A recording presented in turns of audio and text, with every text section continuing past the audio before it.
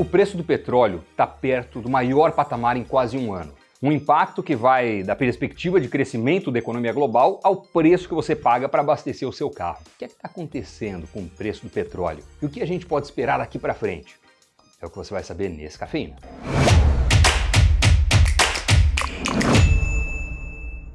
Olá, o Cafeína está no ar. Faz pouco tempo que a Arábia Saudita anunciou que vai prorrogar o seu corte de petróleo de 1 milhão de barris por dia até o final do ano, ficando com a sua produção ali por volta dos 9 milhões de barris por dia.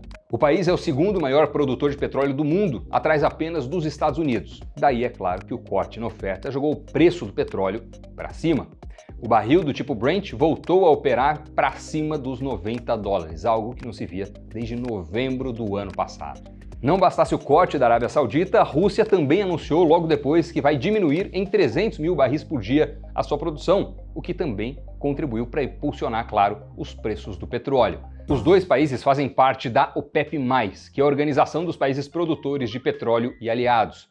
A decisão do corte de produção da Arábia Saudita vem já há alguns meses, desde julho, e eles não descartam ampliar o intervalo. A Rússia começou a cortar sua produção também já há algum tempo de forma gradual.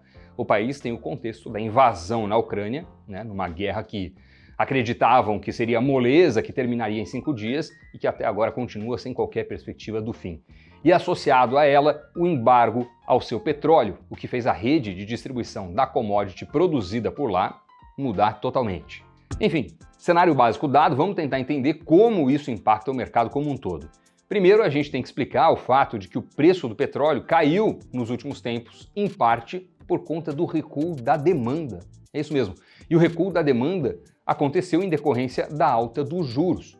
Boa parte dos bancos centrais no mundo está subindo suas taxas para inibir o consumo e conter a inflação. O Federal Reserve, o Banco Central dos Estados Unidos, tirou a sua taxa de menos de 0,5% durante a pandemia para colocar ela em mais de 5% agora, por exemplo. Você está vendo aí na tela o gráfico do movimento da taxa de juros americana de 2019 até agora.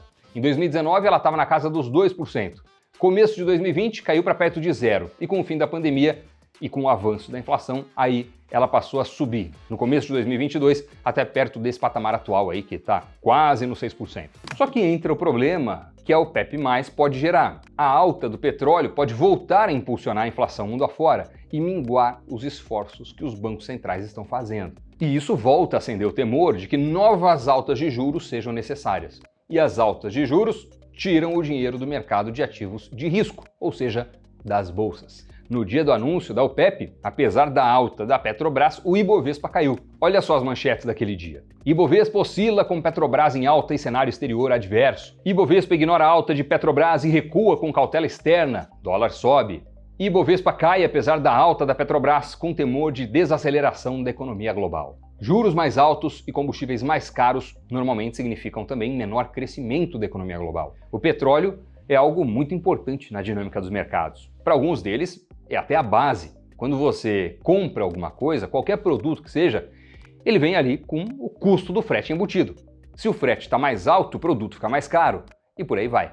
É um efeito que, caso não seja monitorado de perto, pode gerar problemas. Isso no Brasil e em qualquer outro país. No começo de agosto, por exemplo, a gestora Verde, uma das mais tradicionais aqui do Brasil, definiu que a alta do petróleo pode acabar com o que eles chamaram de festa do mercado. Para a gestora do Luiz Stuhlberger, as perguntas atuais são se o preço da commodity vai continuar subindo e, se sim, até onde? Eles falaram isso no começo de agosto, quando o anúncio da Arábia Saudita não tinha saído ainda. Para eles, na época, havia um espaço para uma alta de até cerca de $100. Depois disso, a casa espera que os cortes sejam revertidos. Aqui vale a gente explicar que uma alta exacerbada do preço do petróleo não é interessante nem mesmo para a OPEP, porque impactaria a economia global e, consequentemente, a demanda. O grupo de países, como cartel, procura um ponto ótimo para ficar com um preço favorável, mas que não mate a busca pelo produto deles, que é o petróleo. Uma alta do barril do tipo Brent, por até algo em torno dos $100, de qualquer forma, pode frear a festa dos investidores. Se os bancos centrais não voltarem a aumentar suas taxas, eles podem, no mínimo, postergar os cortes nos juros. E aí começam as discussões sobre o assunto. O Bank of America, uma semana depois da decisão da OPEP+, falou num relatório que acredita que o mercado está precificando um corte de juros muito cedo e muito rápido, num artigo que intitularam de O Grande Dilema à Frente. A questão que fica é que quem está investindo na bolsa tem que monitorar sempre de perto a questão do petróleo, mesmo que não esteja aplicando numa empresa de petróleo. Essa decisão da OPEP pode ser pontual, mas gera intensas repercussões, como a gente falou aqui. Uma alta dos combustíveis no mundo acaba impactando todas as projeções. A palavra para entender como o preço do petróleo mexe com tudo, como a gente já explicou, é inflação, o monstro devorador de patrimônio.